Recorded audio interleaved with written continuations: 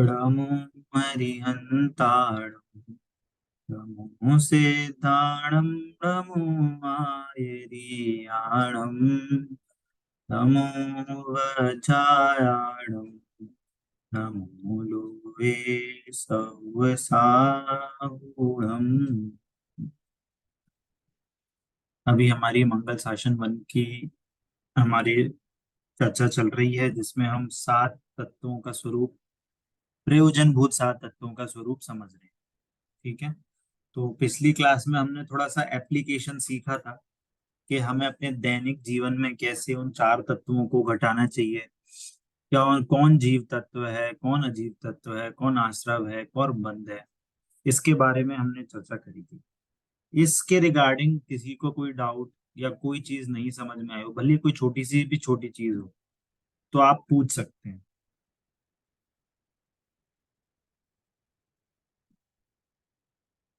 सबको क्लियर है सात चार तत्वों का स्वरूप?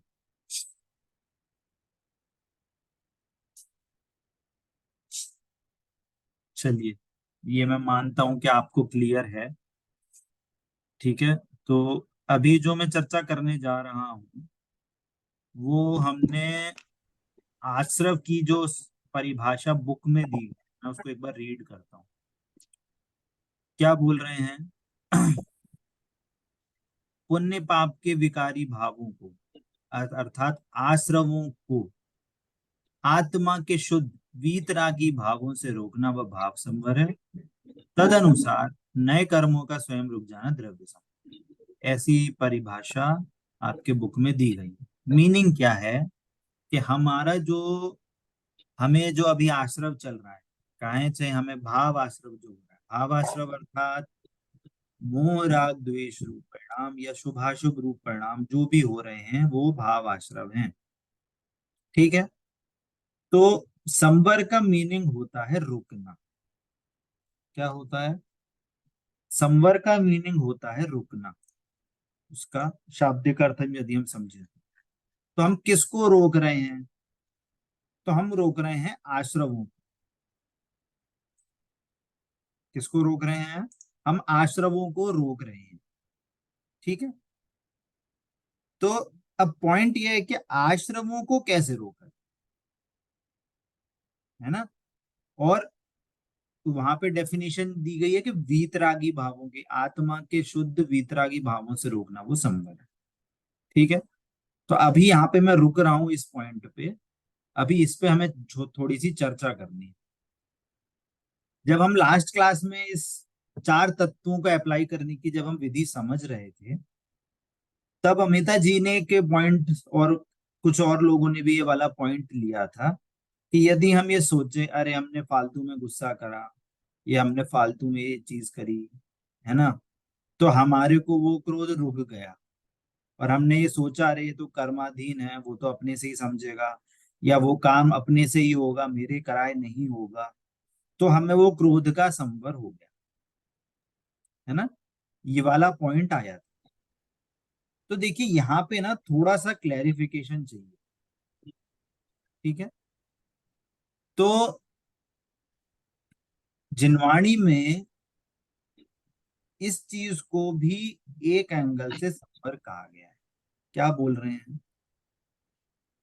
कि यदि हम अपने अशुभ परिणाम, क्या बोल रहे हैं, अशुभ परिणामों को जिनवाणी के माध्यम से, जिनवाणी के जो सिद्धांत हैं कि मैं किसी का करता नहीं, मैं जीव हूं, शरीर अलग है, इसकी हम अपने में बार बार चिंतवन कर रहे हैं, या हम भगवान का स्वरूप का चिंतवन कर रहे हैं, या हम ये सोच रहे हैं अरे ये तो कर्मों के अकॉर्डिंग हुआ है, मेरे को नुकसान होना था तो हो गया, ये तो कर्माधीन है, मैंने नहीं किया, मेरा कुछ बिगाड़ सुधार नहीं होता। मतलब हम ऐसे इस रूप में अपने मन में ऐसा चिंतवन करें, इसको बार बार अपने मन में ले। मान लो मेरे को किसी ने बहुत बुरा बोला, फॉर एग्जाम्पल, तो हम क्या सोचें, अरे मेरे को कहाँ बोला है, ये तो शरीर को बोला है, मुझे आत्मा को तो बोला नहीं, तो मैं क्यों गुस्सा करूं, या मैंने जो गुस्सा किया था वो बहुत गलत किया था, मेरे को गुस्सा नहीं करना चाहिए था। इस रूप का हम चिंतवन करते हैं। तो क्या होता है कि हमें जो वो क्रोध, ग्लानि, जो भी कषाय हमें उत्पन्न हुई, मान कषाय, लोभ कषाय, जो भी एक्स वाई जेड, जो भी परिणाम हमारा जो हुआ था, उसका संवर हो जाता। क्या हुआ कि वो रुक हाँ, गया, बट किसके किसके चिंतवन से? हम ये नहीं सोच रहे अरे वो तो हमारे से बड़े हैं, अब वो तो बोलते ही रहते हैं तो अब ठीक है बोलने दो, अपन क्या गुस्सा करो, ऐसे टाइप का चिंतवन नहीं बोल रहा हूँ। या अब मेरे बॉस ने मेरे को डांट दिया, अरे अरे यार फालतू में लड़ाई कि नहीं करना चाहिए फालतू बॉस से, मेरा प्रमोशन रोक देगा, इस टाइप के चिंतवन की बात नहीं कर रहे हैं। हम क्या बात कर रहे हैं कि हम जिनवाणी के जो सिद्धांत हैं कि एक द्रव्य दूसरे द्रव्य का करता नहीं है, कर्म फिलॉसफी है, या हम भगवान के स्वरूप का चिंतन कर रहे हैं, या हम अपने पुराण आदि के तथ्यों की चिंतन कर रहे हैं कि अरे सीता को भी तो निकाल दिया था, या उसके साथ भी तो ऐसा हुआ था, राजा वो रानी चेलना के साथ सैनिक राजा ने ऐसा व्यवहार किया था उसके गुरुओं के साथ, जो भी एक्स वाई जेड है ना, जिनवाणी में ऐसी ऐसी चीजों का हम यदि चिंतन करते हैं, तो उससे क्या हो रहा है कि हमारे वो परिणाम क्या है, वो है वो शुभ। बात है। वो क्या है? शुभ परिणाम। कैसे वाले शुभ परिणाम? उनको कहते हैं हम प्रशस्त राग। अभी टेक्निकल शब्द पे नहीं जाते, मैं बात बोला, मीनिंग क्या है कि वो बात जो हम सोच रहे हैं वो चिंतन, वो हम जिनवाणी के सिद्धांतों के बारे में, भेद ज्ञान की चीजों के बारे में, या कर्म सिद्धांत के माध्यम से, इसको हम एक दूसरी भाषा में बोले तो धर्म ध्यान भी कह सकते हैं। परंतु क्या है, ये शुभ भाव है। ये क्या है? शुद्ध शुभ भाव भाव। नहीं, शुभ भाव है। तो इससे तात्कालिक क्रोध या अशुभ भावों का संबंध क्या होता है? अशुभ भाव तात्कालिक, के नाश होता है।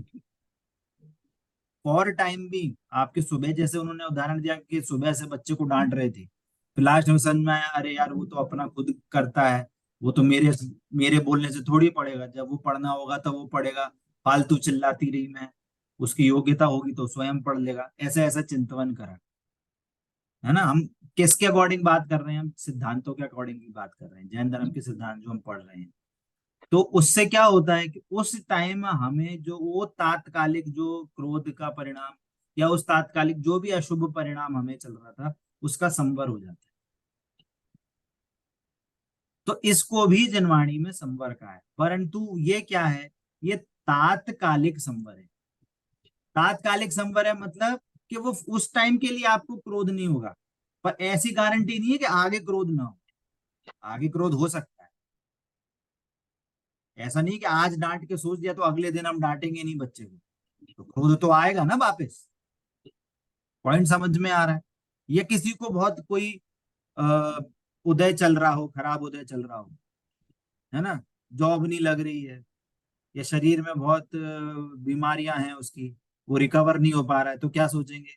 अरे अभी कर्म का उदय है, पूर्व में कुछ ऐसे कर्म किए होंगे जिससे हमारे को ये अनुकूलताएं नहीं मिल रही। तो हम क्या कर रहे हैं? हम अपने परिणाम सिद्धांतों के माध्यम से, जैन धर्म में जो हमने पढ़ा उसके माध्यम से हम अपने परिणामों का एनालिसिस कर रहे हैं।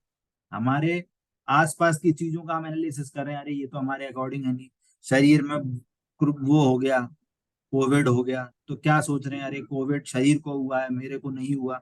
तो हमें क्या होता है कि तो हमारे परिणामों में जो गृध्यता होती थी, हमारे परिणामों में जो टेंशन आती थी, हमारे परिणामों में जो अशुभ क्रोध मान माया लोभ जो कषायें उत्पन्न होती थी, उनका संवर हो जाता। कैसा? तात्कालिक। पॉइंट समझ में आ रहा है? हाँ, ये तात्कालिक संवर कहलाता है। पर ये तात्कालिक संवर किसका हुआ है? अशुभ परिणाम का हुआ है तात्कालिक संवर, फॉर द टाइम भी। पर अभी भी हमें वो शुभ परिणाम चल रहे हैं। तो शुभ परिणामों से हमें कर्म का बंधन नहीं हो रहा है, ऐसी बात नहीं है। शुभ परिणाम हो रहे हैं तो शुभ परिणामों से पुण्य बंधित हो रहा है। पॉइंट समझ में आया? किसको समझ में आया, किसको समझ में नहीं आया, हाथ खड़ा करें, ये बहुत इंपॉर्टेंट चीज है।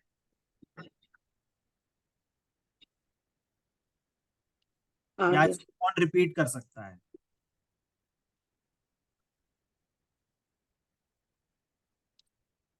बताइए।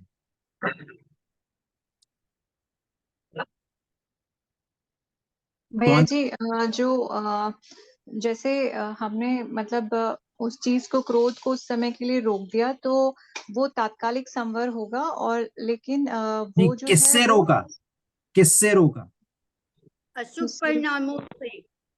नहीं, अशुभ भाव परिणामों, जब हमारे अशुभ परिणाम कहने का का रुक मतलब है जाना। हमारी जिनवाणी में जो चीजें बताई गई, धार्मिक कंसेप्ट बताए गए, सिद्धांत बताए गए, या हम देशवास गुरु की, हम या हमें गुस्सा आ रहा है तो हम क्या कर रहे हैं, हमें टेंशन हो रही है तो क्या कर रहे हैं, हम माला फेर रहे हैं, या हम भगवान की जाप दे रहे हैं, या हम पाठ करने लगे, या हम स्तुति करने लगे, तो क्या हुआ, हमारा माइंड वहां से डाइवर्ट हो रहा है। होता ही नहीं होता, जब आपको ज्यादा टेंशन होती है तो क्या करते हो, क्या थोड़ी देर जी भैया जी। क्या करते हैं, हम ओंकार मंत्र का पाठ कर लेते हैं, या हम क्या करते हैं, या हम भगवान स्तुति भजन पढ़ लेते हैं, या पाठ पढ़ लेते हैं, करते हैं नहीं करते। तो उससे क्या होता है कि उससे तात्कालिक पर ये संवर क्या है, फॉर टाइमिंग है, वो 10 मिनट, 15 मिनट, 20 मिनट, या एक दिन, 2 दिन, इतने के लिए है। पर इससे गारंटी ये नहीं मिल रही कि वो जो परिणाम था वो वापस नहीं आए। पॉइंट समझ में आ रहा है। तो एक विधि क्या हमें समझ में आती है, जी भैया जी। शुभ भावों से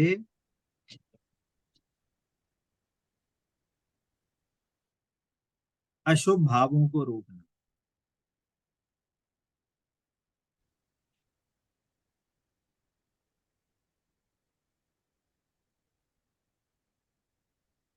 पॉइंट समझ में आ रहा है। ये क्या है, इसको बोलेंगे हम तात्कालिक संवर। ये चैप्टर में नहीं है, बट अपन जब चर्चा कर रहे हैं तो सारी चीजों का हमारे को ज्ञान होना चाहिए, है ना। अब इसकी समझने वाली बात क्या है, एक्चुअल संवर नहीं है ये। तात्कालिक। ये क्या है, फॉर टाइम बीइंग।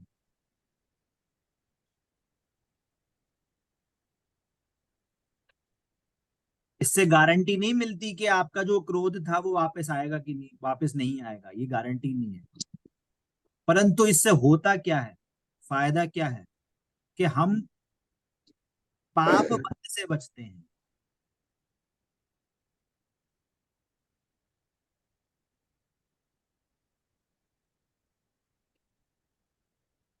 एक फायदा तो ये है।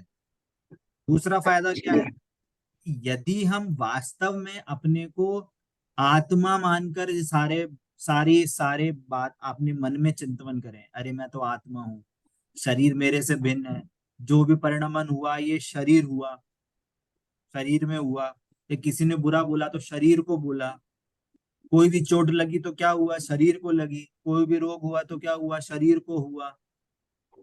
कहने का मतलब कि यदि हम आत्मा को मुख्य करके चिंतन करते हैं,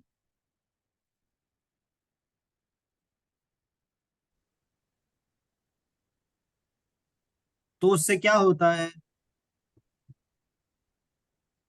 इससे क्या होता है, इससे मोह गलता है।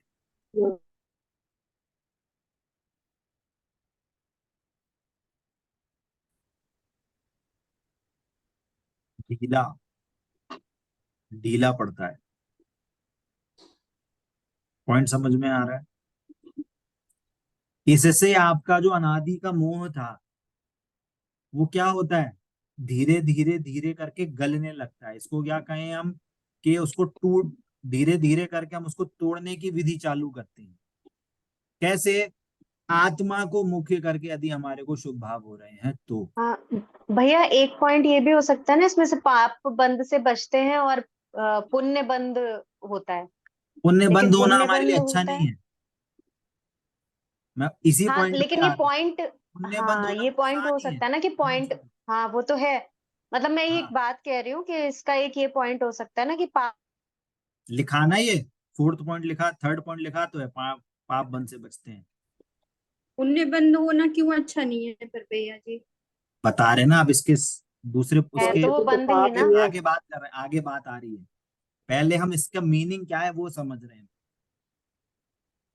इससे हमारे ये जो हमने इनसे करा है, इनसे फायदा तो हमने समझ लिया कि हमें पाप से रोकता है, हमारा मोह गलता है। परंतु नुकसान क्या है? नुकसान क्या है इसका? कि अभी भी बंद हो रहा है। पुण्य बंद हो रहा है भैया जी। अभी भी बंद, कौन सा अभी, कौन सा हो रहा है हमको, इसको इससे इससे पुण्य बंद अभी पुण्य भी बंद। हो रहा है। जी भैया जी। अभी भी बंद हो रहा है, इसका मतलब क्या है? कि अभी भी संसार बचा है, संसार खड़ा है अभी भी।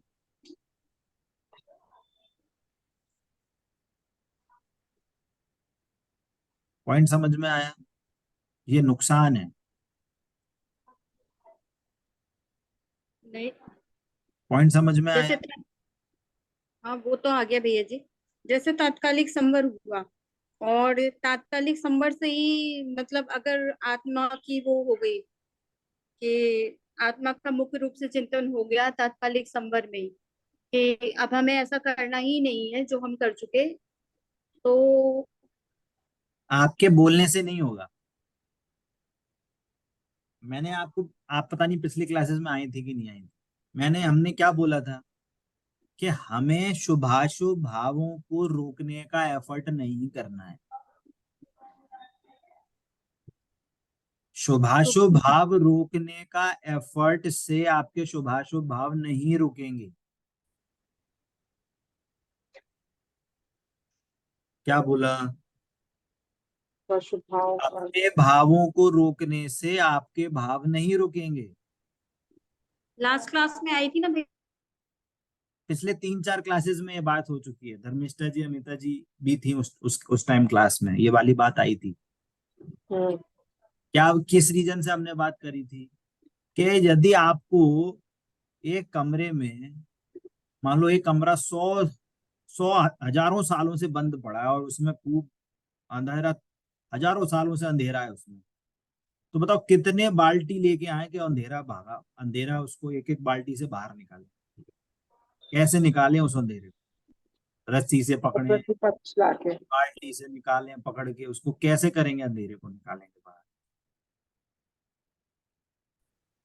का प्रतिपक्ष लाएंगे, बताइए। अधिकार को निकालने के अरे लिए। रुक तो जाओ, एक मधुरी लाइट को जला, आंसर देना। एक लाइट जला देंगे। क्यों आपने अंधेरे को क्यों नहीं पकड़ा? वो वो ना तो अंधेरे को भागने पकड़ के वाली क्यों नहीं चीज है ना निकाला आपने? भगाने अंधेरे वाली। को निकालना हमें, लाइट थोड़ी लानी थी हमें, तो अंधेरा बाहर निकाल। पर वो ऐसे भागने वाली चीज नहीं है ना भैया जी के। क्यों नहीं है? क्योंकि अंधेरा का मतलब, अंधेरा कोई चीज नहीं है। अंधेरा का मतलब नहीं है रोशनी नहीं है। अंधेरे का मतलब क्या है? कि वहां रोशनी नहीं है। एक एग्जाम्पल दिया था कि संसार को गरीबी हटाना है, संसार को गरीबी हटाना है, तो कैसे हटाएंगे? गरीबों को सुख सुविधाएं गरीब देकर। लोगों को देश से बाहर निकाल दो, गरीबी हट गई। नहीं नहीं, नहीं नहीं, गरीबों उनको को सुख सुविधाएं वगैरह सुविधाएं देकर। है? गरीब लोगों को सुख सुविधाएं वगैरह देकर। नहीं, वो घर में नहीं हो सुख पाएगा। सुविधाएं नहीं, गरीबों को सुख सुविधाएं देने से गरीबी नहीं मिटेगी। गरीबों को हमें आमदनी देने का साधन देना होगा उन्हें काम कि करना वो अपने सिखाना आप पड़ेगा। से पैसे कमा सकें। तो हमने गरीबी हटाने के लिए गरीबी को बाहर निकाला कि उसका प्रतिपक्षी चीज सामने दी उनको? परमानेंट सॉल्यूशन देखना पड़ेगा। है? परमानेंट सॉल्यूशन देखना पड़ेगा कि उसका बात परमानेंट परमानेंट की सॉल्यूशन। नहीं हो रही, अभी बात परमानेंट टेम्परेरी की नहीं हो रही, बात ये हो रही है उसका प्रतिपक्षी चीज क्या है। एंटी चीज क्या है उसका, गरीबी का एंटी फॉर्म क्या है कि आमदनी होना। गरीबी का मतलब क्या होता है, आमदनी नहीं है। आमदनी होगी तो गरीबी नहीं होगी। अंधेरे का मतलब क्या है, रोशनी नहीं है। अगर जहां रोशनी है तो वहां अंधेरा होगा क्या? दोनों को एग्जिस्ट कर सकते हैं? नहीं कर सकते। वैसे ही जो जीव में शुभाशुभ भाव हैं, तो शुभाशुभ भाव क्यों हो रहे हैं, पॉइंट ये है। शुभाशुभ भाव हो रहे हैं अज्ञानता के कारण, शुभाशुभ भाव हो रहे हैं मिथ्यात्व के कारण। तो हम शुभाशुभ भाव को नहीं हटाएंगे, हम मोह मिथ्यात्व और अज्ञानता को मिटाएंगे। कौन से भाव बोले भैया, शुभ शुभ? जो भी हमें राग द्वेष हो रहे हैं वो क्यों हो रहे हैं, किसके कारण से हो रहे हैं राग द्वेष भाव, अशुभ भावों से, क्यों हो रहे हैं, क्वेश्चन है। मिथ्या से, मिथ्या दृष्टि। मिथ्या दर्शन से, अज्ञानता के कारण। भैया और शरीर को सेम नहीं जानते हम। मिथ्यात्व के भैया कारण हो रहा है। हाँ हम दूसरों को अपना समझते हैं, हाँ, इसको क्या बोल रहे हैं, पर द्रव्य को अपना मानते हैं। मिथ्यात्व, अज्ञानता। तो हम राग द्वेष को हटाने का एफर्ट नहीं करना है हमको, हमें मिथ्यात्व अज्ञानता को, उसका जो मूल कारण है उस पे जोर डालना है। हमें अगर पेड़ को काटना है तो हम टहनी को, उसके पत्तों को नहीं झाड़ेंगे, हम उसके क्या करेंगे, जड़ से जड़। उखाड़। जड़ जड़ जड़ अगर कट गई उसकी, तो पेड़ भले ही खड़ा रहे, वो कुछ दिनों में सूख ही जाने वाला। ऐसे यदि हमें राग द्वेष को मिटाना है तो हमें राग द्वेष को, हम बोले अरे हम राग द्वेष नहीं करेंगे, अब से मैं गुस्सा नहीं करूंगा, अब से मैं गुस्सा नहीं करूंगा, ऐसे नहीं मिटेंगे राग द्वेष। आपका गुस्सा ऐसे नहीं मिटेगा। राग द्वेष, वो गुस्से का कारण क्या है कि अज्ञानता मिथ्यात्व, हम उसको मिटाएंगे। पॉइंट समझ में आ रही है? तो एक्चुअल दूसरी विधि क्या है, दूसरी विधि क्या है कि हम भेद विज्ञान करें।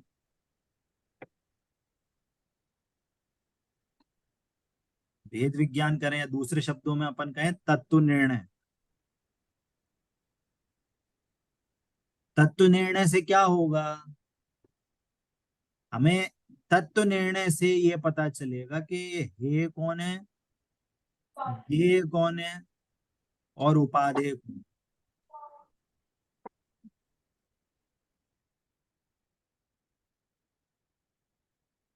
पॉइंट समझ में आया? यदि हम भेद विज्ञान करेंगे, तत्व निर्णय करेंगे, तो हमें पता चलेगा कि ये हे उपादेय और ये कौन है ना। तो हमें जब ये पता चला कि अजीव जो है वो ज्ञेय मात्र है, जानने में आने वाली वस्तु मात्र है, आश्रव बंध जो है वो हे हैं, उनसे हमें बंध होता है, उससे हमें दुख होता है, और जो जीव तत्व है जो मेरा वास्तविक स्वरूप है वो उपादेय है। तो हम इस रूप जानकर जब हम आत्मा का आश्रय लेंगे, अर्थात अपने को आत्मा जानेंगे, मानेंगे, और उसी में ही हम निश्चिंत हो जाएंगे, ऐसा जानकर,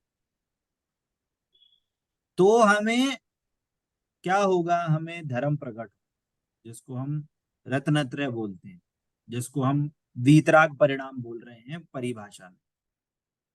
पहले क्या होता था, पहले हम इस शरीर को अपना जानते थे, इसी शरीर को ही अपना मान रहे हैं, और शरीर की जो कंडीशन हुई तो उसमें टेंशन होती थी। तो टेंशन क्या है, अपना जानना मानना क्या है, अज्ञान मिथ्यात्व, और उससे टेंशन होना मतलब क्या है, राग द्वेष। और हम इस शरीर से ना एकत्व ममत्व करके हम अपनी आत्मा में एकत्व ममत्व करेंगे। कहने का मतलब हम भेद विज्ञान करेंगे शरीर और आत्मा में, कि जब ये जाना कि मेरे को कोई बीमारी नहीं होती, मेरे को कोई मार नहीं सकता, ऐसा जाना, अज्ञानता दूर हो गई। ऐसा माना तो मिथ्यात्व दूर हुआ। और जब ऐसा जाना कि, और ऐसा मान लिया कि जब ऐसे मेरे को कुछ नहीं होता, और ऐसा श्रद्धान हो गया, तो अब शरीर की कोई भी कंडीशन हो तो मेरे को राग द्वेष होंगे क्या, राग द्वेष नहीं होंगे। तो क्या हो गया, आपको रिलैक्सेशन प्रकट हुआ, आपको टेंशन लेसनेस प्रकट हो गई, या कहीं आपको निश्चिंतता प्रकट हो गई। दूसरे शब्दों में कहें तो वीतरागता प्रकट हुई। संवर। तो क्या हुआ? भैया जी, हाँ, भैया जी ये उपादेय क्या होता है? उपादेय मतलब आश्रय लेने योग्य। जीव तत्व, उपादेय जीव भैया जी, तत्व। हाँ। भैया जी, आपने बोला आश्रव बंध है ये, फिर हम्म। गेय क्या है? गेय क्या ये है? अजीव तत्व, ये अजीव मतलब तत्व। जानने में आने योग्य।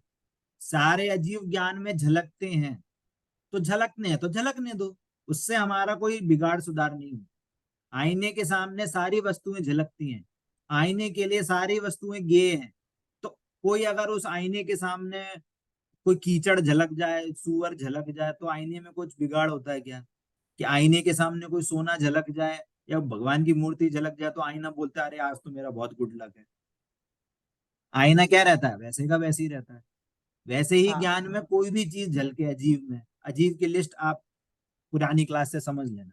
कोई भी चीज झलके ज्ञान में वो सिर्फ गेय मात्र है, जानने में आती है तो ज्ञान जान लेता है, उससे मेरा कोई बिगाड़ सुधार नहीं हो। ठीक है। और उपादेय भैया? उपादेय कौन बचा, आप खुद बताओ। आश्रव तत्व हे है, अजीव तत्व गेय है, तो उपादेय कौन बचा? जीव तत्व। जीव तत्व उपादेय है। ठीक है। हम्म। तो बात क्या चल रही थी कि हमें जो अज्ञानता मोह राग द्वेष हो रहे थे, उन उन जो विधि थी, हमारी अज्ञानता के कारण ये जो हो रहे थे, अब हमने अज्ञानता को त्याग लिया। हमने क्या करा, हमने तत्व निर्णय किया, हमने भेद विज्ञान किया। भेद विज्ञान से हमारा मिथ्यात्व का नाश हुआ, भेद विज्ञान से हमारे को निश्चिंतता प्रकट हुई, है ना? क्या हुआ? भेद विज्ञान से अज्ञानता, मोह, राग द्वेष, इसका क्या हुआ, इनका नाश हो गया। मीनिंग, मीनिंग क्या हुआ कि हमें रत्नत्रय,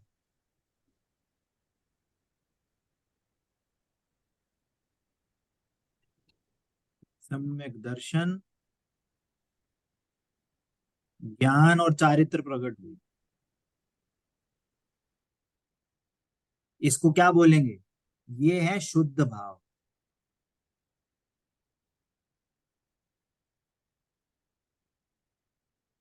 इन शुद्ध भावों से, इन शुद्ध भावों से इनका नाश हुआ। नाश हुआ मतलब, नाश हुआ मतलब कि वे प्रकट नहीं हुए, उत्पन्न नहीं।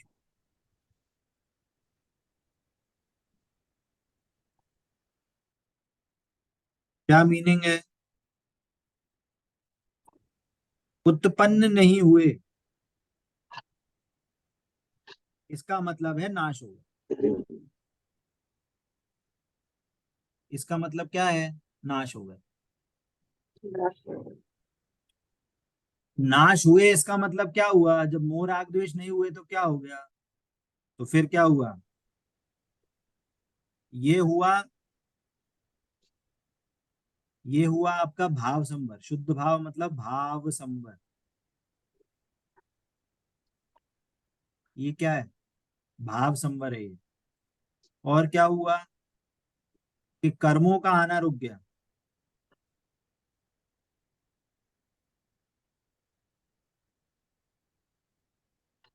ये क्या हो गया, ये द्रव्य संवर।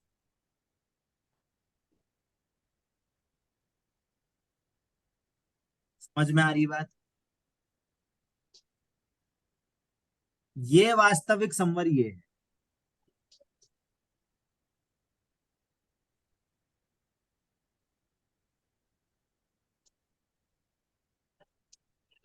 वास्तविक संवर क्यों बोल रहे हैं कि इससे कर्मों का नाश हो रहा है।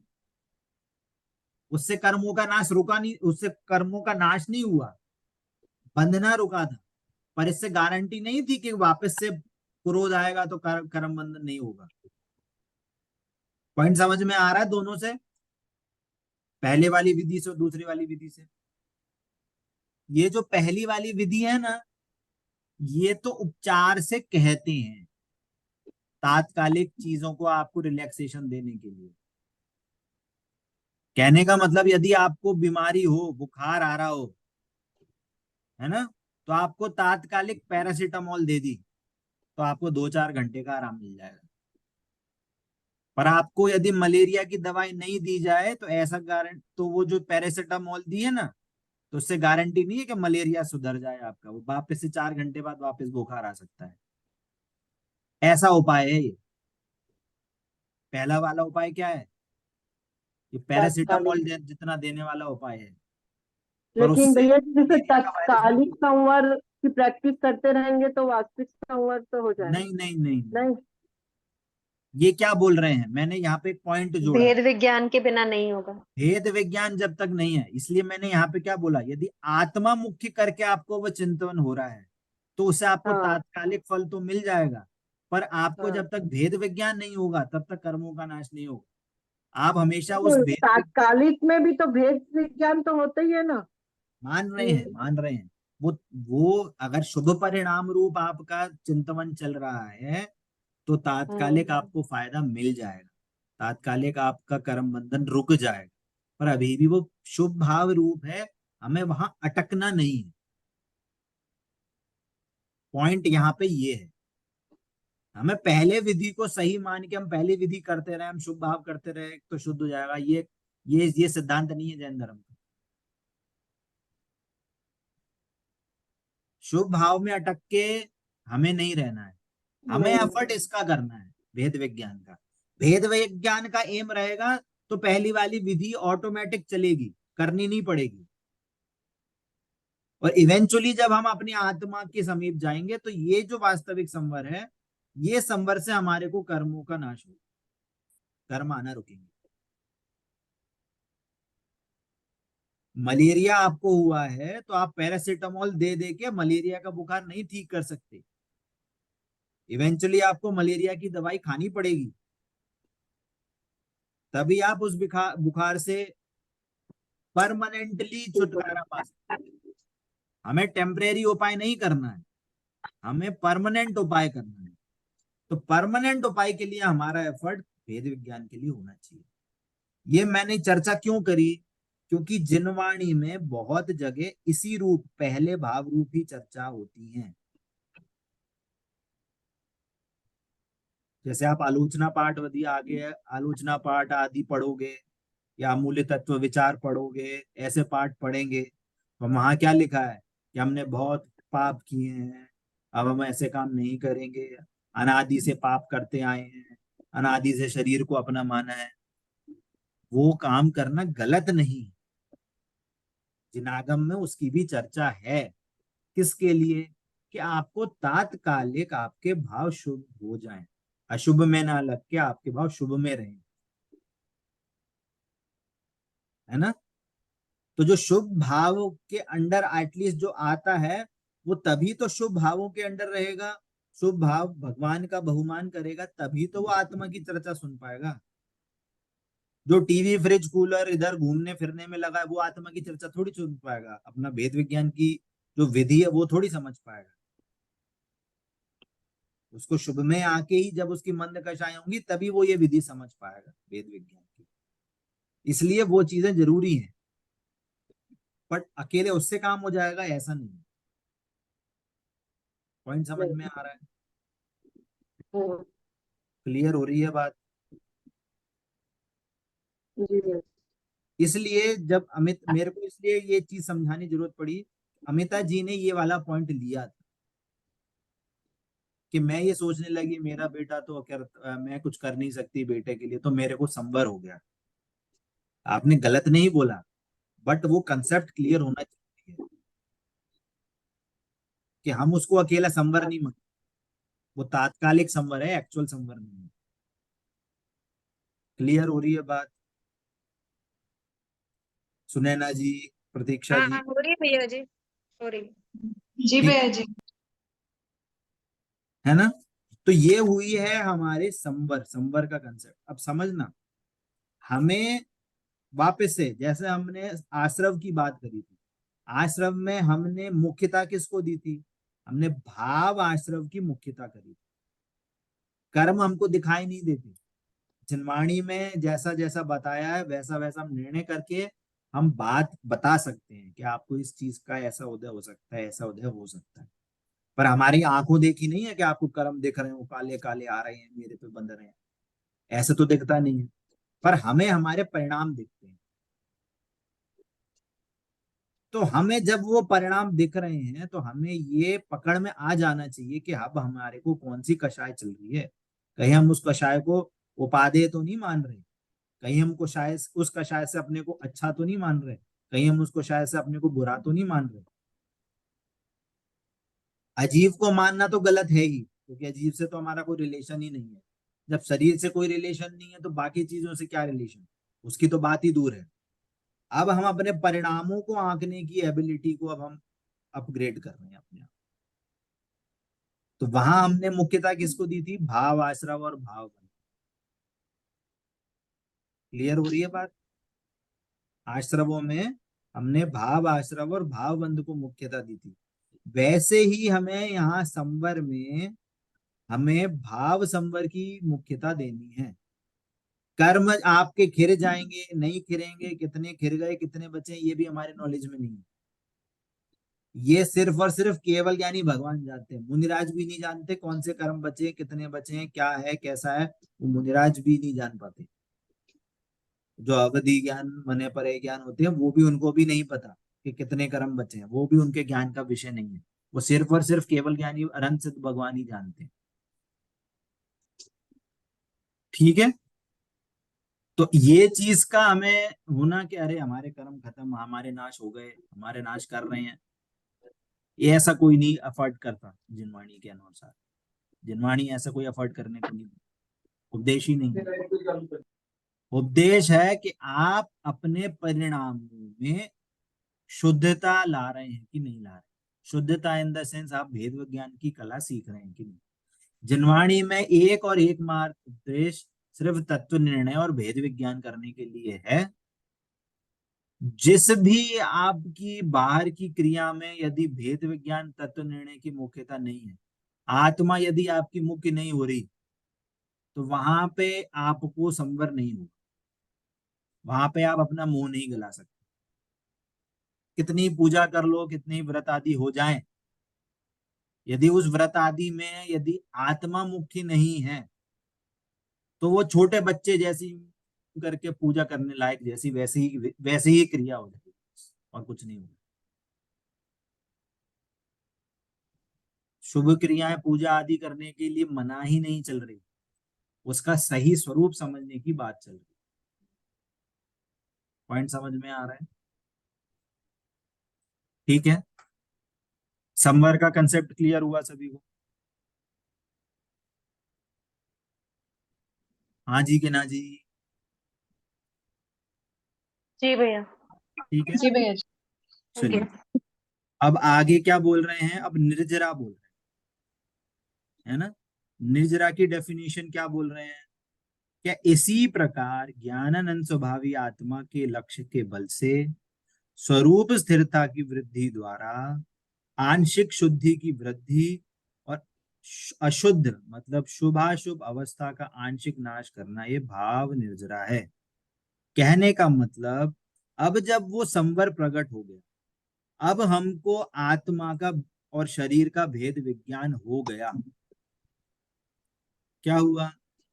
आत्मा का और शरीर का भेद विज्ञान हो गया, तो उससे अब आत्मा बार बार पर में थोड़ी जाएगी। वो तो चाहेगी कि अब मैं बार बार आत्मा में लीन हूं, बार बार मेरा आत्मा का ही लक्ष्य होवे। बाहर से क्या होती है उसकी? बाहर से उसकी प्रवृत्ति कम होने लगती है, आत्मा की तरफ प्रवृत्ति ज्यादा ज्यादा जल्दी जल्दी होने लगती है। तो जितनी जितनी प्रवृत्ति आत्मा में बढ़ेगी, उससे क्या होगा? उतनी उतनी वीतरागता बढ़ेगी, और जितनी जितनी वीतरागता बढ़ेगी उतने उतने शुभाशुभ भावों का क्या होगा? आंशिक नाश होने लगेगा। जैसे उदाहरण के रूप में मान लो किसी को 104 का बुखार है, ठीक है, 104 का बुखार है।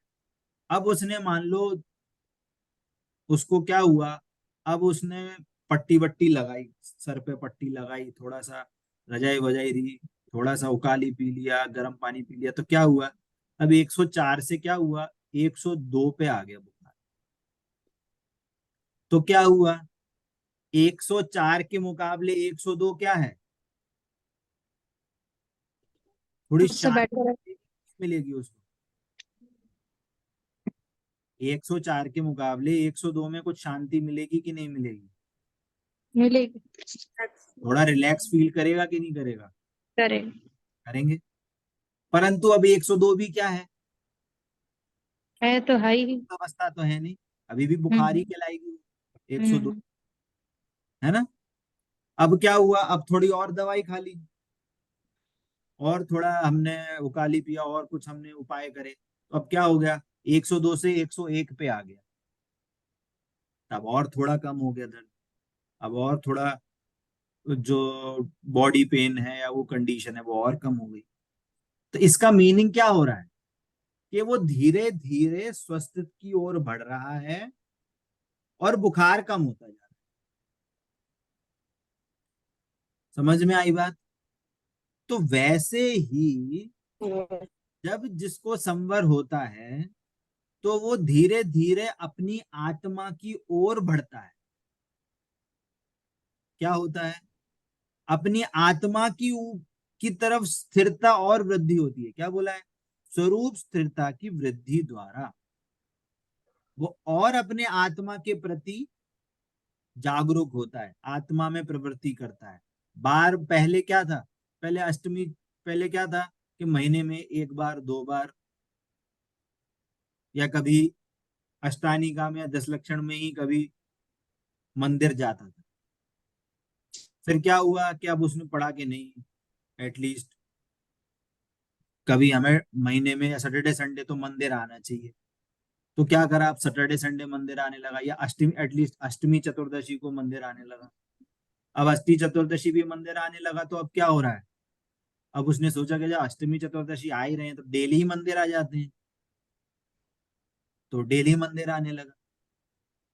अब डेली मंदिर आने लगा तो उसने सोचा कि अगले देव दर्शन क्यों कर रहे हैं, अभिषेक पूजन भी करके जाते हैं, तो अभिषेक पूजन भी करने लगे। तो कहने का मतलब क्या, कि वो धीरे धीरे मंदिर की ओर, कहने का मतलब जैनत्व की ओर अपनी प्रवृत्ति धीरे धीरे बढ़ा रहा है।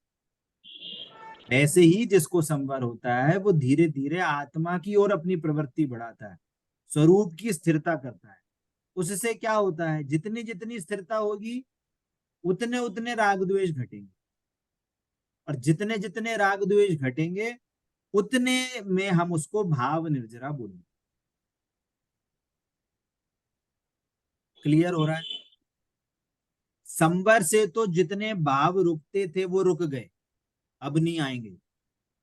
अब जितने एग्जिस्टिंग जितने भाव बचे हैं, जितनी जितनी कंडीशन में जितने जितनी योग्यता अनुसार जो भाव अभी भी हो रहे हैं, अब उनका भी नाश करे, उन्हीं परिणामों को वो रोके। तो रोकना नहीं है, आत्मा में स्थिरता करना। तो जो आत्मा में और स्थिरता करेंगे तो वो परिणाम और नहीं होंगे, राग द्वेष परिणाम नहीं होंगे, वो उत्पन्न नहीं होंगे। तो जितने जितने का उन परिणामों का नाश हो रहा है, मतलब उतनी उतनी स्वरूप स्थिरता बढ़ रही है। तो हम उन शुभाशुभ भावों जो नहीं हो रहे थे उनका नाश हुआ, उनको बोलेंगे कि अब वो निर्जरा को प्राप्त हो गए, अब वो खत्म हो गए, उसको बोलेंगे हम भाव निर्जरा। और जितने जितने कर्म बंधे हुए थे पुराने, जो बंधे हुए थे आश्रमों बंद में, जो हमने कर्म बांधे थे, उन पुराने कर्मों का निर्जरित हो जाना, वो खिर गए, अब वो पुराने कर्म थे वो खिर गए, उनको बोलेंगे हम द्रव्य। क्लियर हो रही है बात, ठीक है। और मोक्ष क्या है, कि अशुद्ध दशा का सर्वथा संपूर्ण नाश होकर आत्मा की पूर्ण निर्मल पवित्र दशा प्रकट होना वो भाव मोक्ष है, और उसके निमित्त कारण द्रव्य कर्मों का सर्वथा नाश हो जाना वो द्रव्य मोक्ष है ना। अनंत भगवान को क्या हुआ कि पूरे घातिया कर्मों का नाश हो गया। तो जो अनंत चतुष्टय प्रकट हुए वो वास्तव में क्या है, अनंत चतुष्टय है भाव मोक्ष। क्या बोला, अनंत चतुष्टय क्या है, अनंत चतुष्टय है भाव मोक्ष, और घातिया कर्मों का नाश हो गया उसको बोलेंगे हम द्रव्य मोक्ष। जो आत्मा के परिणाम है वो है भाव मोक्ष, और जो कर्मों का परिणाम है, कर्मों में जो परिणमन हुआ, नाश को प्राप्त हो गए पूरे, तो वो हो गया द्रव्य मोक्ष। सिद्ध भगवान को पूर्ण मोक्ष प्रकट हो गया है। जो अघाती कर्म थे वो भी नाश हो गए, अघाती कर्मों का नाश तो हो गया, वो हो गया द्रव्य मोक्ष। अभी अनंत अवस्था में अघाती कर्मों का आश्रव है। क्या बोला, अनंत अवस्था में अभी अघाती कर्मों का आश्रव है। सिद्ध भगवान को उन अघाती कर्मों का आश्रव भी नहीं है, तो उनको सारों समस्त 8 कर्मों का उनको क्या हो गया, द्रव्य मोक्ष। और उनको सिद्ध भगवान की क्या हुई, पूर्ण शुद्ध दशा प्रकट हो गई, तो उनको क्या हो गया, उनको पूर्ण मोक्ष भाव मोक्ष हो गया। एक भी पर्याय ऐसी नहीं है जो अशुद्ध पर्याय है। तो सारी पर्यायों को क्या हुआ, सारी पर्यायों को भाव मोक्षत्व प्राप्त हो गया। मोक्ष मतलब पूर्ण शुद्ध दशा।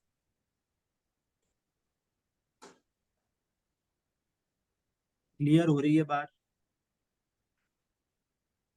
लास्ट में क्या बोल रहे हैं, इससे पहले अभी जो सॉरी इससे पहले आने से पहले संवर, निर्जरा और मोक्ष, ये क्लियर हो रही है बात, है ना। ये इसमें पिक्चर में क्या बना है कि पहले नाव में छेद हो गया तो पानी आने लगा, तो वो क्या था, आश्रव, और उस छेद में हमने बंद कर दिया, सॉरी पानी आ रहा था तो आश्रव, और पानी नाव में रुकने लगा, भरने लगा, तो वो हो गया बंद। अब जब ये देखा तो उसने क्या करा, उसने नाव की मरम्मत करी और उसमें क्या करा, उसमें छेद बंद कर दिया। अभी भी पानी अंदर भरा है, तो उसने क्या करा, पहले आश्रव को रोका। पहले क्या करो, कर्मों का आना बंद करो, मतलब सॉरी पानी का आना बंद करो। तो पहले पानी को बंद किया, फिर क्या करा, फिर उसने किसी के बर्तन के माध्यम से जो भरा हुआ पानी था, तो जो बंद करा वो क्या हुआ, संवर, और जो क्या पुराने कर्म थे या पुराना पानी था उसको धीरे धीरे करके निकालने लगा, बाहर फेंक दिया, वो निर्जरा हो गया। वो निर्जरा हो गई। और जब पूरा पानी निकल गया तो वो क्या हो गया, मोक्ष। है ना। तो ये जो उदाहरण है ये द्रव्य आश्रव, द्रव्य बंध, द्रव्य संवर, द्रव्य निर्जरा, द्रव्य मोक्ष की मुख्यता से यहाँ पे बात है ना। एक और उदाहरण आता है, वो थोड़ा मतलब थोड़ा कॉमेडी कॉमेडी टाइप का है वो उदाहरण। मान लीजिए किसी दो लोगों की शादी फिक्स हुई, क्या हुई, जीव और अजीव की शादी फिक्स हो गई। तो क्या हुआ, तो शादी के लिए क्या बुलाया कि लोगों को इनवाइट किया। क्या हुआ, लोगों को इनवाइट किया, किन लोगों को, 8 कर्मों को। तो कुछ लोग आए और कुछ बंद गए मतलब मतलब कुछ कर्म आ रहे थे, और जितने आए वो अपने क्या करा, यहाँ पे शादी हो रही थी वहां पे जाके बंद गए, मतलब रुक गए। जो आए थे वो रुकते गए, और जो आ रहे हैं वो आते जा रहे हैं। अब क्या हुआ, जीव को लगा कि ये जो रिश्ता है वो सही नहीं है, इससे मेरा क्या है, इससे मेरी बनेगी नहीं। तो जीव ने क्या करा, जीव ने अजीव से भेद विज्ञान कर लिया कि मैं ये रिश्ता तोड़ता हूं।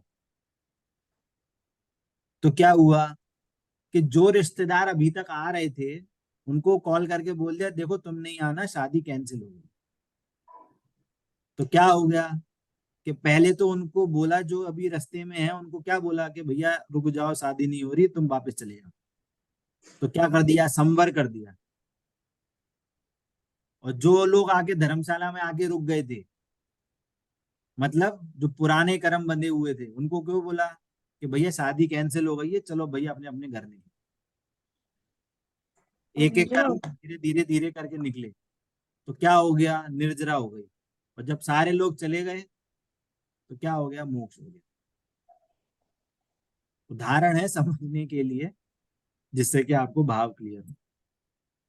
ठीक है, तो 7 तत्वों का चैप्टर क्लियर होता है आपको अभी। इसमें जो आज संवर, निर्जरा और मोक्ष की बात हुई, उसमें कोई डाउट? भैया जी ये जैसे इसमें हे यानी छोड़ने लायक, गे यानी जानने लायक, और उपादेय यानी उपादेय आश्रय मतलब करने आश्रय, योग्य। लेने योग्य। हाँ आश्रय लेने योग्य। अभी मैं ग्रहण उस पर करने और योग्य। आऊंगा, अभी मैं उस पे ग्रहण। आऊंगा, अभी मैं उस पे अच्छा। आऊंगा। हाँ। तो अभी हमारा एक एक पैराग्राफ जो बचा हुआ है, उस पे आते हैं एक बार। देखिए, अब ये वाला जो एक पैराग्राफ था वो छूट रहा था, क्या था कि द्रव्य दृष्टि क्या है ना। तो अभी जो हमने 7 तत्वों का स्वरूप समझा है, इस 7 तत्वों के स्वरूप को अपने ज्ञान में मुख्य करके ये वाला पैराग्राफ समझना, तो आपको जल्दी समझ में आएगा। इसलिए मैंने अभी ये पैराग्राफ लास्ट में समझाने की कोशिश करी, कि पहले आपको सारे तत्वों का क्लियर हो जाए, फिर हम इस क्वेश्चन पे आएंगे। ठीक है, तो अब क्या बोल रहे हैं कि द्रव्य दृष्टि क्या है, कि सप्त तत्वों को यथार्थ जानकर। क्या करा, पहले हमने 7 तत्वों को यथार्थ जाना, जो कि आज हमारी कक्षा में वो चीज क्लियर हो गई। ये मैं ऐसा आपके लिए मान के चल रहा हूं। ठीक है, तो क्या करा, सप्त तत्वों को यथार्थ जानकर समस्त पर पदार्थ और शुभाशुभ आश्रव आदि विकारी भाव, समस्त पर पदार्थ, इसमें कौन सा तत्व आ गया, अजीव के सारे, हैं? अजीव के एक सभी तत्व, पुद्गल सीधे बोलो, अजीव तत्व। हाँ अजीव तत्व, समस्त पर पदार्थ मतलब अजीव अजीव तत्व। तत्व। हाँ शुभाशुभ आश्रव आदि विकारी भाव, इसमें तो क्लियर हो गया, ये आश्रव भाव की बात है।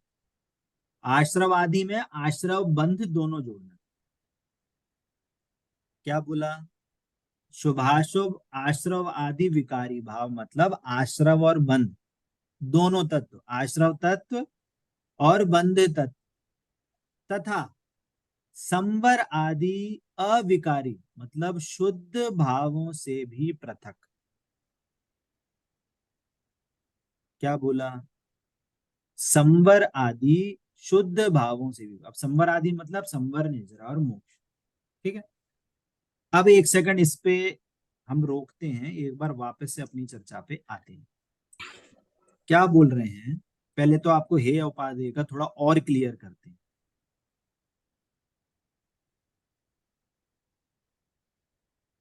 क्या है अपने पास, जीव, अजीव, और क्या है, आश्रव। आश्रव बंध को मैं सेम कैटेगरी में लिख रहा हूं। और क्या है, संवर निर्जरा को भी मैं सेम कैटेगरी में रखूं।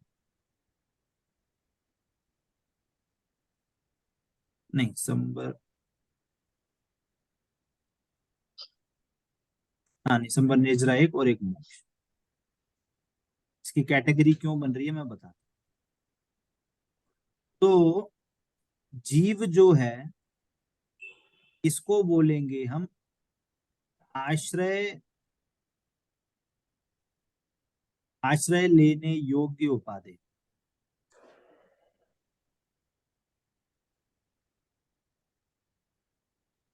ये क्या है, कैसा उपादेय है, उपादेय मतलब आश्रय लेने योग्य, मतलब इसका हमें आश्रय लेना है, इसका हमें आश्रय लेना का अर्थ, इसको हमें अपना स्वरूप जानना है कि ये मैं जीव तत्व हूं,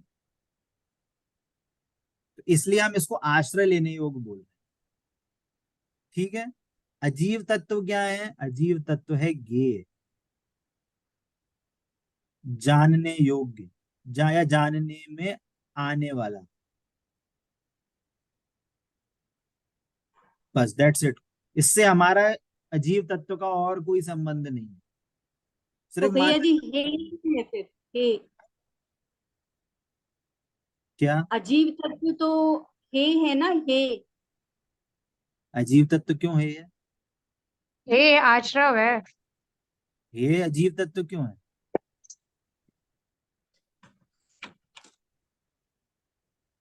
अजीब जो हे मात्र है। ज्ञेय, ज्ञेय मात्र। ज्ञेय मात्र का मतलब है जानने में आता है। गे है कि ना कि हे है। ज्ञेय है, सामने लिखा है ना ज्ञेय, जानने में आने वाला।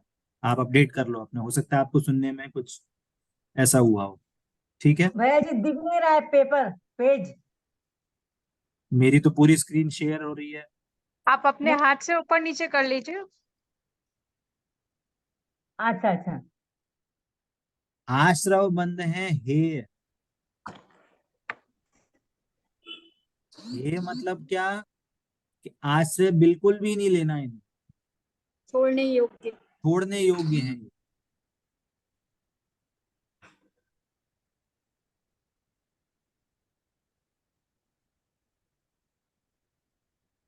ठीक है, संवर निर्जरा ये है। अक्षर योग्य उपाध्याय। नहीं, एक देश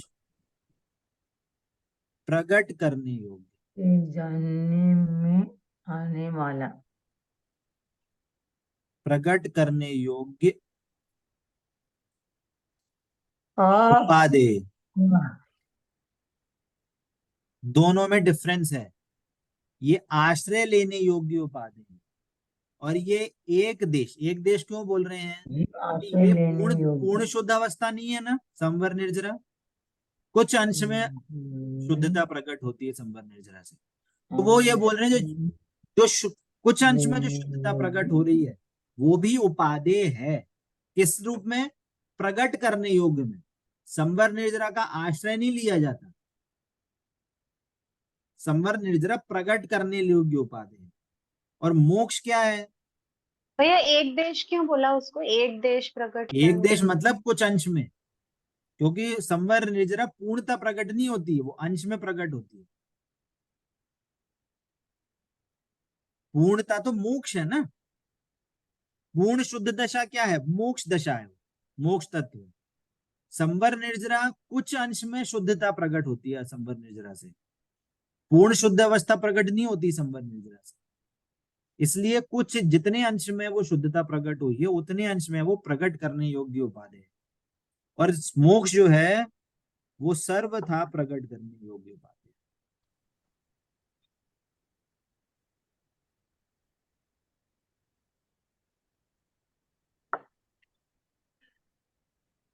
इसीलिए संवर निर्जरा को उपादेय तो कह रहे हैं, पर ये प्रकट करने योग्य है, ये आश्रय लेने योग्य नहीं है। ये यहाँ का ये मुख्य पॉइंट है, ये प्रकट करने योग्य है। और ये क्या है? ये आश्रय लेने योग्य है। मतलब जीव तत्व के आश्रय लेने से संवर निर्जरा मोक्ष प्रकट होते हैं, तो प्रकट करने योग्य उपादेय हैं। पर संवर निर्जरा का लक्ष्य करने से संवर निर्जरा प्रकट नहीं होती। क्यों? क्योंकि जीव तत्व है वो पर्याय नहीं है, वो ध्रुव वस्तु है। आश्रव बंध संवर निर्जरा मोक्ष ये पर्याय स्वरूप है। क्या बोला? आश्रव बंध संवर निर्जरा क्या है? ये पर्याय हैं।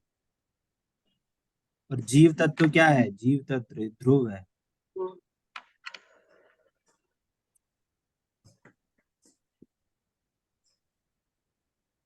क्लियर हो रही है बात?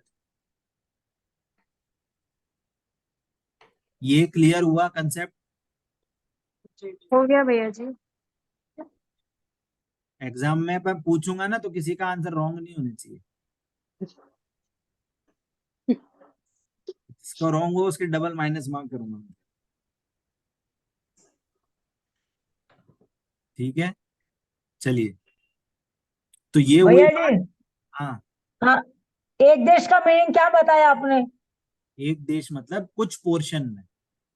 कुछ पोर्शन में। संवर निर्जरा है वो पूरी शुद्धता प्रकट नहीं होती उसमें, कुछ पोर्शन में। एक देश मतलब कुछ पोर्शन में प्रकट होती है।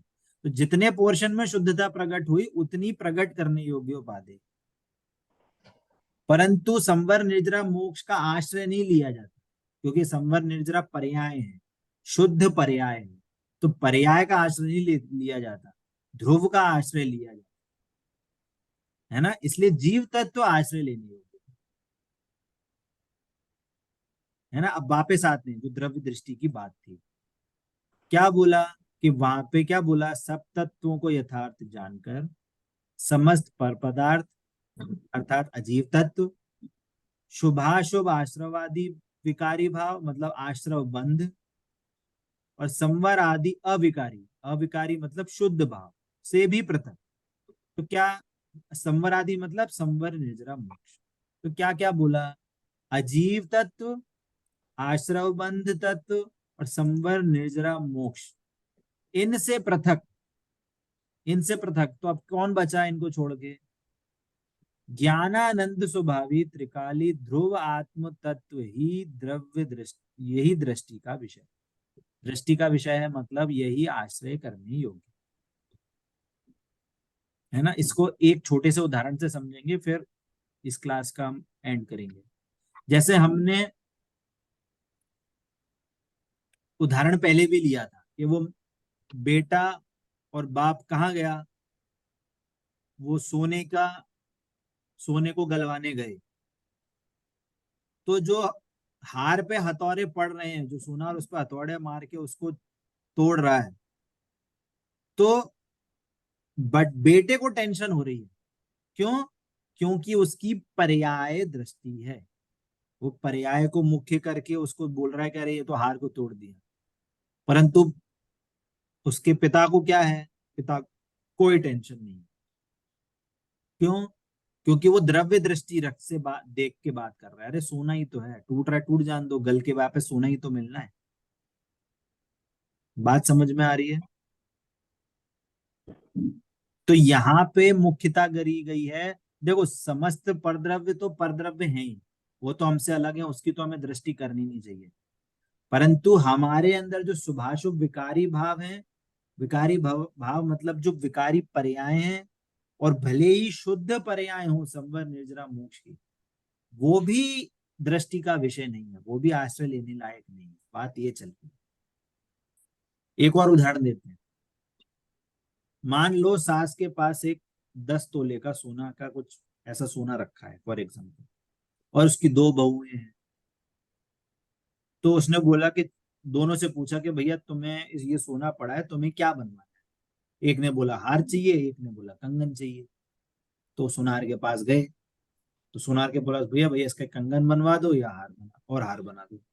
तो सोनार ने बोला नहीं भैया एक ही चीज बन पाएगी, या कंगन बनवा लो या हार बना। तो क्या हुआ, तो उसने बोला चलो ठीक है हार बना। तो क्या, अब इससे क्या हुआ कि जब हार का फाइनल हुआ, तो जिस बहू ने हार का बोला था वो तो खुश हो रही है, और जिसने कंगन बोला था वो दुखी हो। परंतु जो सास थी उसको कुछ हो रही है क्या, उसको कुछ टेंशन या कुछ ऐसा, उसको खुशी मिल रही है क्या, नहीं। क्यों, क्योंकि उसको ये पता है 10 तोला ना गया था और 10 तोला वापस का वापस आ गया। पर बहुएं क्या देख रही है, वो पर्याय पे, पर्याय को देख के अपने को सुखी दुखी मान रही। तो यहाँ पे यही बात चल रही है कि परद्रव्य को तो पृथक जानना ही है। आत्मा में जितने भी शुद्ध भाव हो, संवर निर्जरा मोक्ष रूप जो शुद्ध भाव हो वो भी, और आत्मा में जो भी शुभाशुभ भाव है, विकारी भाव है, उनसे भी पृथक जो त्रिकाली ध्रुव आत्म तत्व है, वो दृष्टि का विषय है, दैट इज जीव तत्व यहाँ पे जीव तत्व को उन्होंने दूसरा वर्ड दिया है, आत्म तत्व। आत्म तत्व मतलब क्या भैया मैं जी, जीव? क्या बोला? जीव को क्या बोला अभी आपने? यहाँ पे लिखा है ना, त्रिकाली ध्रुव आत्म तत्व। जीव तत्व मतलब कोई थर्ड पार्टी नहीं है, कोई दूसरा है, कोई वस्तु है कोई। अरे मैं ही जीव तत्व हूँ। मेरे को अपना ही आश्रय लेना है ना। इस दृष्टि से कथन में पर, विकार और भेद को भी गौण करके, पर मतलब पर पदार्थ, विकार मतलब आश्रयबंध तत्व, और भेद, भेद मतलब कोई भी शुद्ध पर्याय का भेद, कोई भी गुणों का भेद, कि मैं ज्ञान स्वभावी हूँ, मैं श्रद्धा स्वभावी हूँ, ऐसा भी भेद नहीं करना है। क्यों? क्योंकि वो भेद भी शुभ भाव का कारण है। जब तक भेद रहेगा तब तक दृष्टि का विषय पकड़ में नहीं आएगा।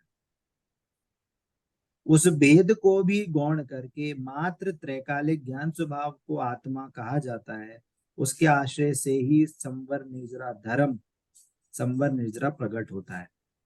इसको अभी हम इतना ज्यादा एम्फेसिस इसलिए नहीं कर रहे कि इसमें अभी आपको बहुत सारी चीजें अभी हमारे डिस्कशन में नहीं आई, पर मुख्यता से यहाँ पे बात क्या है, आगे चैप्टर्स में कभी बात आएगी तो हम इसको वापस से एज अ रेफरेंस लेके बात करेंगे। पर यहाँ पे मुख्यता की बात क्या है कि द्रव्य दृष्टि का विषय ध्रुव है, त्रैकालिक है, सदा विद्यमान है, और ये बाकी 6 तत्वों से भिन्न है, अलग वस्तु है वो।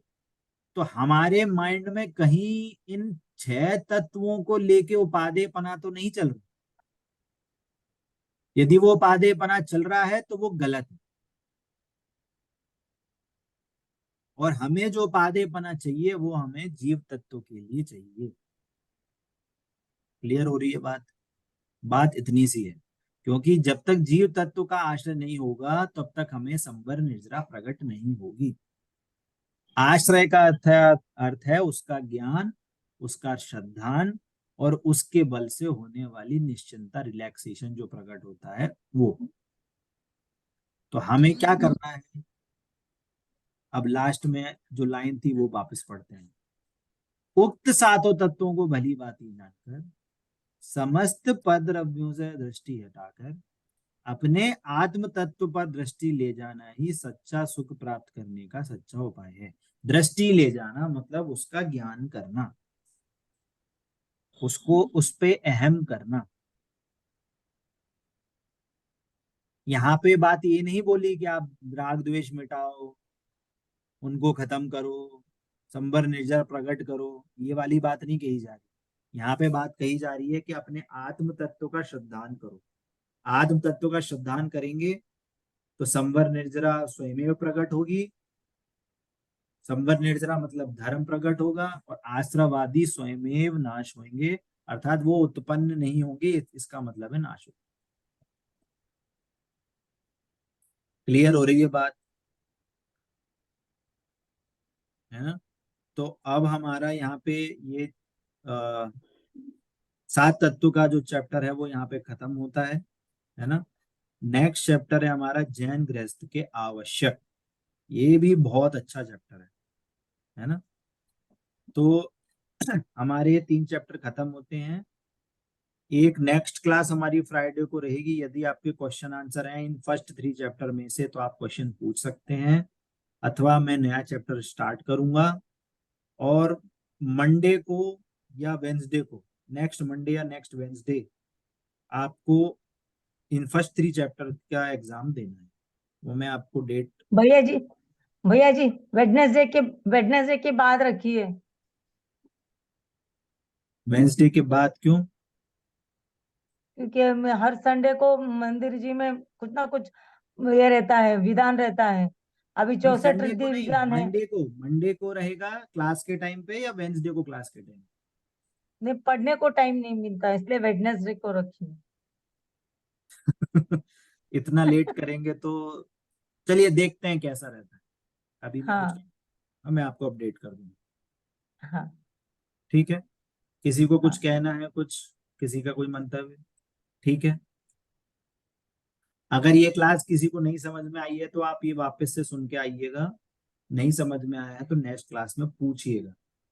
मैं ये नहीं चाहता कि आप इस चैप्टर को एटलीस्ट आप इस चैप्टर से कोई मिसकंसेप्ट लेके आगे बढ़े, क्योंकि अगर कोई भी मिसकंसेप्ट इसके आगे बढ़ेगा तो सारे कंसेप्ट आपके सही ज्ञान में नहीं बैठेंगे। ठीक है, इसके रिकॉर्डिंग डाल दीजिए भैया। हाँ क्लास के बाद में डालूंगा। ठीक है भैया। ठीक है, चलिए जय क्लास। जिनेन्द्र। भैया जी नोट्स भी, हाँ सारे नोट्स भी, क्योंकि मेरी हाँ, बहुत ये सारी नोट्स भी मैं क्लासेस। शेयर कर दूंगा। नोट्स में कुछ कुछ अभी निर्जरा और मोक्ष के बारे में कुछ कुछ और चीजें नहीं लिखी हैं, तो मैं पूरे कंप्लीट करके ऐड करके मैं आपको पोस्ट कर दूंगा। ठीक है, चलिए। जिनवाणी के ज्ञान से सूझे लोकालोक, सो वाणी मस्तक में सदा देता हूँ जो। बोलिए द्वादशांग जिनवाणी माता की जय हो, जय जय हो। हो, जय हो, जय हो, समय जैन धर्म की जय हो, जय सबको जय श्री जय हो, जय हो। जय जैन सभी को। जय जिनेन्द्र सभी को। सभी को